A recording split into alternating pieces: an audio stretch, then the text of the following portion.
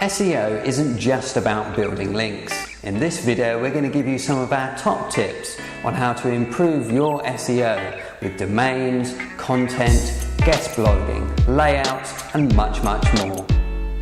Make sure you use video content on your website.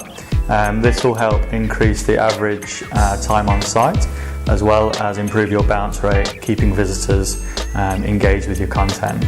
I also suggest publishing the script of the video because that will add SEO benefit for the content that you've already created but would otherwise just throw away. Write good content that is updated regularly. Make sure you keep an eye out on the market and the latest trends and topics and base your content around these. Guest blogging is a great way to build quality links to your website. If you do this correctly, it can be really effective and a great way to drive traffic to your own blog. Firstly, you need to find relevant blogs about similar topics and find out if they allow guest posts. Write good quality posts and spend time making sure it's perfect. Does it add value to the blog you're posting on? The next stage is to ensure your author bio is carefully crafted with links to your own blog. Use unique copy and anchor text for each different blog post. If you're just starting out with your first site, my top SEO tip is to forget about SEO. Write original, interesting, great quality content that people actually want to read. Social media is becoming more influential in SEO. Your social value, which is determined by things like Facebook likes, retweets and shares, help to determine your organic search rankings. A tip I always recommend to affiliates is to keep comments turned on when you're working on your blogs. This will create additional content from users, saving you time in writing lots of new content. Most people complain about content spam, but I would say it's better to have a few pieces of good quality content from your consumers and manage the spam yourselves by removing any unwanted spam. There are lots of great plugins that you can use to help automate that process.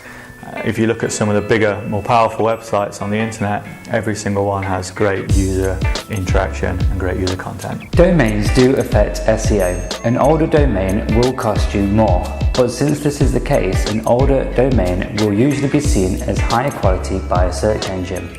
It therefore might be worth investing a little bit more for a high quality domain.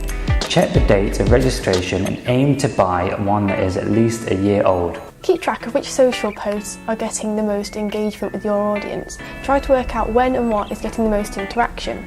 Facebook Insights is a great tool for this. Make sure your website has a clear layout with categories and menus so that your visitors can find what they are looking for. All of these things are great for your visitors and they're great for search engine optimization too. Using WordPress, one of the things that most people seem to overlook is the robots.txt file. This little file, which you can find in the root of your website directory, is a little file that controls which pages and which posts you want the search engine to index. WordPress has a little problem, which is the fact that after you put a huge quantity of content, it creates different pages, which eventually at one point will start to count as internal duplicated content on your website and eventually penalize your website because of that. Often overlooked but so important. Just make sure that all your unique pages do have keywords, page titles and description data that matches both to the keyword that you're actually optimizing for and of course the content on your page.